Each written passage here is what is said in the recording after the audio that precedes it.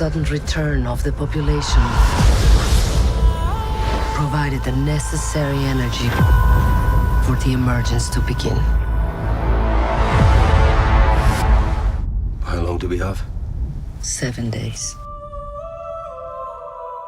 So we just got the release of Marvel's Eternals, and I hate to say, but it was quite a bit underwhelming. Hey everyone, welcome back to the channel. My name is Brandon, and this is Film Flare, where we discuss anything and everything that makes film and television great. So be sure to subscribe, and let's talk about a frustrating movie.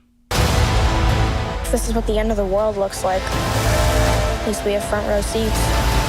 Now, this film finally introduces the Eternals, ancient aliens sent to Earth by Celestials thousands of years ago to protect us from the Deviants, monsters from the unknown that prey on humans. We're Eternals.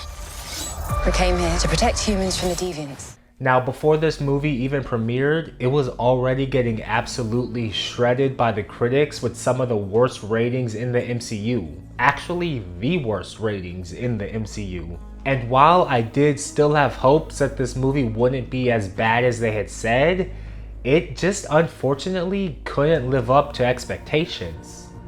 The action was your basic Marvel blockbuster CGI. It wasn't bad, but I think we've just seen way too much of their brand of action for any of it to really be all that exciting anymore.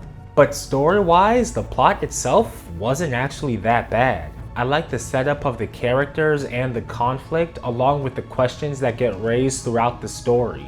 And the twists were actually really interesting.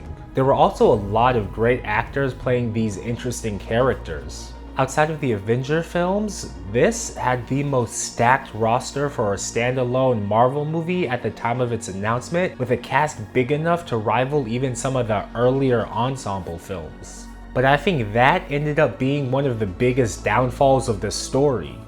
I thought everyone had their own unique and interesting stories, but there were just way too many characters and thousands of years of history between them all to properly serve as every single one of them. And with the focus being on only a couple of these characters, a handful of them were just left with not much to do. I mean, we had Angelina Jolie, who only ended up having about 2 scenes of substance, with Tyree Henry having only about 1.5.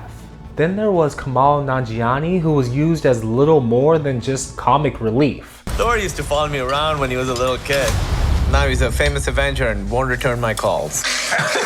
With Salma Hayek basically doing nothing, and Kit Harington being completely ignored. But a highlight for me was hearing the words "I love you, Cersei" come out of Jon Snow's mouth. And there were a ton of Easter eggs for real world histories and stories that were cool if you were able to notice them. But getting back to the characters who actually had a prominent role in the story, some of their decisions were just questionable. Or at least they felt that way because the audience never really got enough time with them to understand their side of things and where they were coming from. And the exposition we got to explain it just wasn't enough. Another issue I personally had watching this movie was just the scale of it all. Most stories revolve around dilemmas that are personal to the characters and relatable to the audience. In the MCU, at least as relatable as superpowers and aliens can be. But this story was about immortal beings rebelling against gods who literally create universes. Small G. The stakes just could never feel real, even to the everyday person in the MCU. And the whole thing just ended up feeling inconsequential, especially because we already know that the threat to humanity is never going to play out. That's just the pitfalls of already having another dozen movies in development. But at the end of this movie, we are left with some interesting ramifications for the rest of the MCU moving forward. It just feels like this movie would have been a whole lot more awe-inspiring if we hadn't already had over 24 films with about a dozen world-ending near misses and another half-dozen universe-ending ones. Everything that should be novel about this movie has just already been done before, especially with Guardians of the Galaxy already having touched on Celestials in a couple of their movies. Small G. I think those movies are the most comparable to this one, and while Guardians was also a story about outlandish and borderline unbelievable characters fighting unrelatable battles for us mere humans on Earth, it made up for that by just being ridiculously fun. On the other hand, Eternals was just far too serious for us to enjoy the spectacles whenever they did show up. It wasn't an utterly terrible movie, and I definitely don't think it deserves the honor of being the worst film in the MCU.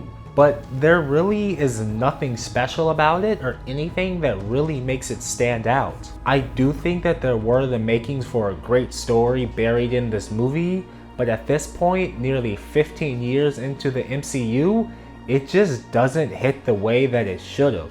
But what do you think about the Eternals entrance in the MCU? It's available now in theaters and coming soon to Disney+. But before you go and watch that, please be sure to give this video a like and subscribe if you haven't yet if you like reviews like this. We've got new content coming out every week. But until next time, have a great day and don't forget to watch a great film. Bye. We have loved these people since the day we arrived. When you love something, you protect it.